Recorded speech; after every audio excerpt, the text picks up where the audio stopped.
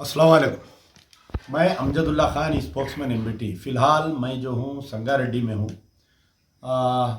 तकरीबन 1-2 घंटे पहले मुझे इत्तला मिली कि संगारेड्डी के एक मुकाम दौलताबाद जो हथनूर मंडल में आता है, वहाँ पर कुछ शरपसंद अनासिर ने एक अब्दुल क़दीर नामी साहब के मकान पर हमला किए और उनकी एक दुकान को भी जलाए।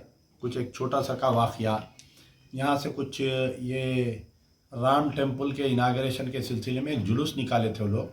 कोई आपस में बच्चे बालकनी में खेल रहे थे, खेलते खेलते ऊपर से कोई चीज़ गिरी। उस छोटी सी चीज़ को बहाना बनाकर उनके मकान पर हमला किए और तकरीबन घंटा 1.5 घंटे तक पूरा रोड जाम करके पूरा जो वीडियोस में देखा, और उनकी दुकान जला दिए। उसके बाहर कोई एक ट्रैक्टर ठहरी हुई थी, उसको भी जला दिए। तो जैसे ही मुझे इत्तला मिली, हम फौरी दौलताबाद की तरफ आए तो संगारेड्डी के क़रीब में हमारे को पुलिस वाले रोक कर बोले कि साहब आप वहाँ पर मत जाइए, बहुत टेंशन है, हम पूरा सिचुएशन कंट्रोल में रखे हैं।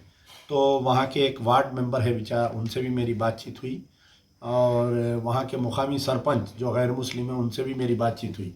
उसके बाद में हमारे को ले जाकर सुप्रीडेंट से मिलाने के लिए, यहाँ के पुलिस वाले सुप्रीडेंट से मिलाए ले जाकर। तो सुप्रीडेंट साहब भी वहाँ पर ही कैंप करके है। तो deputy superintendent of police doctor Pagada Ashok Ashok sahab से मुलाकात हुई, तफसीली बातचीत हुई।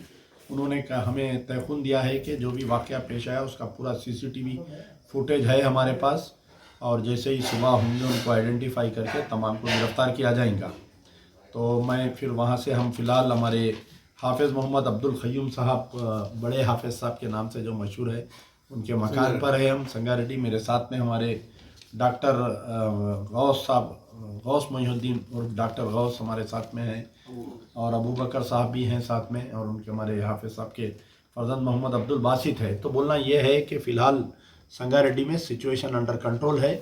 पुलिस हमें तयख़ुन दी है कि जल्द से जल्द, क्योंकि आप देखिए जब से कांग्रेस की गवर्नमेंट आई है, कि बीजेपी, आरएसएस, विश्व हिंदू परिषद लोग जो है कहीं ना कहीं ऐसे वाक़यात पेश करना चाह रहे हैं, और मौजूदा सरकार को बदनाम करके अरे कांग्रेस फिसादात कराती, भाई कांग्रेस आए तो फिसादात होता है, ऐसा जहन देना चाह रहे हैं। सबसे पहले आप देखिए जो आरमूर के एक मंडल में ऐसी वाक़या पेश आया, वहाँ पर जो निज़ामाबाद डिस्ट्रिक्ट का क्या नाम है उसका, वो गाँव का वेलपुर में एक ख़बरस्तान में जो है जाके पूजा किए, मंदिर बनाने की कोशिश किए, उसको भी पुलिस नाकाम कर दी बड़े पैमाने पर।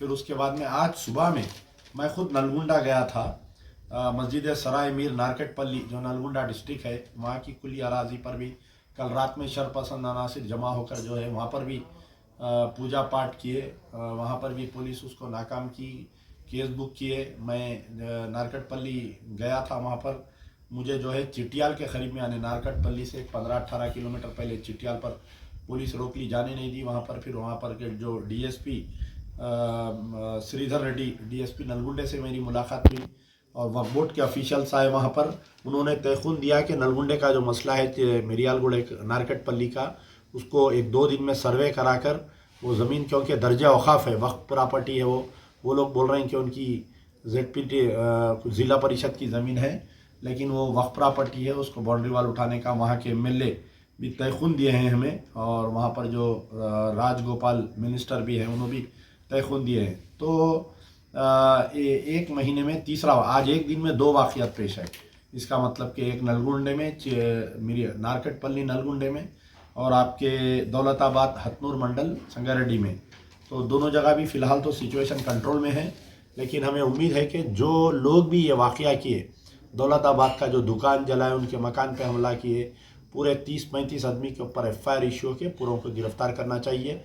मैं फ़िलहाल संगारेड्डी में ही हूँ आज रात में, तो इंशाल्लाह देखेंगे सुबह होने के बाद में वहाँ पर मुकाम पे जाने की हम कोशिश करेंगे, क्योंकि अब बहुत टेंस है, अंदर जाने से पुलिस हमें रोकी है।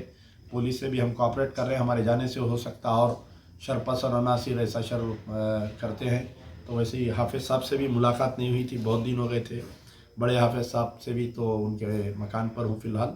इंशाल्लाह आप कुछ बोलना चाहें तो बोलिए डॉक्टर साहब। डॉक्टर गौस साहब भी है, शुक्रिया यार, जिंदा सोबत बाकी।